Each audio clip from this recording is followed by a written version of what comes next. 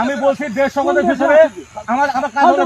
কি বলতে কথা বলছেন বলছি একদম মুখ সামনে কথা বলবা আপনি কামনে সিভিল মুখ সামনে কথা বলবা বলছি আপনি বলছেন না ফালতু কথা আপনি কথা বলবেন দেশ তুমি কে এখানে তুমি কে তুমি কে তুমি কে এখানে তুমি সীমান্তে তুমি কে এখানে এখানে দেশের কথা বলবে বিজেপি কথা তুমি কথা বলবে কেন আমাদের জমি তো কি হইছে তুমি কে ল্যান্ডের লোক তো আপনি বিয়ে আছে না বলছে তোমাকে শুনে সীমান্তে আসলে অনুমতি দিতে কে এখানে আমরা কিছু বলছি না না কেন তুমি এই কথা বলো কেন যে তুমি কে মানে তুমি কে এটা বলো হ্যাঁ লাইন তো আপনি বলছেন আপনি অবশ্য যে কার কি এতে দাঁড়িয়ে আছি আমি আপনার ভূমিতে গেছি আমরা আপনার ভূমিতে যাই আমি তো জানি আপনি সিভিল লোক এখানে কেন আপনি এখানে বিএসএফ দ্বারা থাকবে আপনি আপনার সিভিল লোক এখানে কেন আমাকে প্রশ্ন করুন আপনি সিভিল লোক কি জন্য আসছেন বলেন না গভর্নমেন্ট হলো আগে বিএসএফ এর সাথে আমার বুঝাপড়া হবে তারপর আমাকে বিএসএফ এর সাথে আমার বুঝা হবে তারপর বিএসএফ থাকবে বিএসএফ কমান্ডিং তোমরা কাজ করতেছ কেন কাজ আপনি করেন আমাদের সিভিল বলছেন যে না সিভিল থাকে আমার সিভিল থাকবে আগে বিএসএফ এর সাথে আমাদের সমাধান হতে দেন তারপর আপনি কাজ করবেন আপনি কাজ করতে জোর করে আমাদের জোর করে কাজ করতে আছে অবশ্যই আসতে হবে আমার সার্বিয়া তাহলে আপনি আমার সার্বিয়া দরকার নাই আপনি আমার কথা বিএসএফ এর সাথে আগে আমাদের এটা বিএসএফ কোম্পানি একটু পতাকা পতাকা না শুনেন স্যার কি করে স্যার চুপচাপ কি শুনেন এই শুনেন আমি শুনে আপনাকে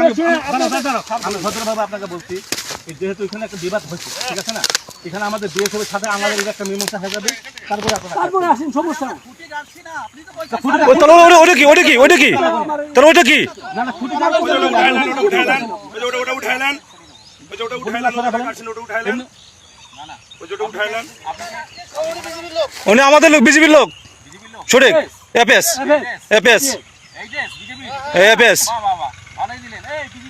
হ্যাঁ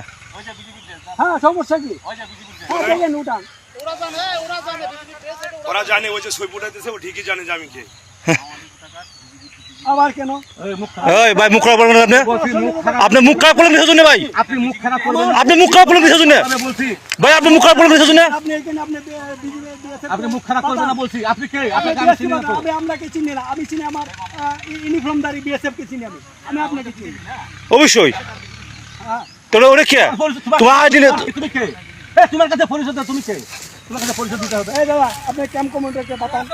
আপনার ক্যাম্প কাছে পরিচয় দিতে তুমি কে জান বিজেপি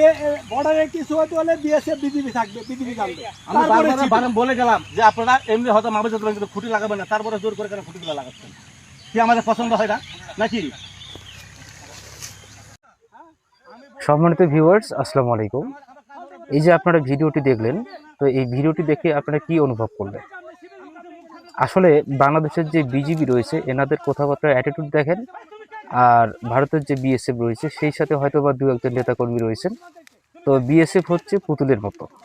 ওদেরকে পুতুলের মতো দাঁড় করে রেখে দুই একটি মানুষ মানে ফাও মানুষ যাদেরকে বলা হয় উইদাউট সিভিল এরা কিন্তু বিভিন্ন রকম কথাবার্তা বলতেছে তো বাংলাদেশে কি এটা আপনি দেখলেন এটা কিন্তু আপনি দেখলেন না যে বাংলাদেশে বিজিবি ছাড়া বহিরাগত কোনো মানুষ কিন্তু কথা বলেনি তো বিষয়টা হচ্ছে কি এদের যে কথাবার্তার যে সিস্টেমটা এই যে ভারতের মানুষের এদের কথাবার্তার সিস্টেমটা একেবারে অসভ্য রকমের আসলে ভারতটা যে দিন দিন কি হয়ে যাচ্ছে সেটা ভারতের জনগণও হয়তো বা জানে না এই যে কথাবার্তা এই যে আন্তর্জাতিক একটা সীমা ওরা কি মনে করে যাই হোক আমাদের বিজিবির যে অ্যাটিটিউড এবং বিজিবির যে দেশের প্রতি ভালোবাসা এই জন্য আমি তাদেরকে স্যালুট জানাই কারণ দেশের প্রতি ভালোবাসা টাকা দিয়ে বা অর্থ দিয়ে কেনা যায় না সেটা নজির হচ্ছে আমাদের দেশের বিজিবি অর্থাৎ বর্ডার গার্ড তো সম্মানিত ভিউয়ার্স এই বিজিবির অ্যাটিটিউড বা কথাবার্তা এবং দেশের প্রতি ভালোবাসা কেমন লাগলো আপনাদের অবশ্যই আপনারা কমেন্টে জানাবেন এবং এই ভিডিওটি বেশি বেশি করে শেয়ার করবেন আজকে এই পর্যন্ত আল্লাহ হাফেজ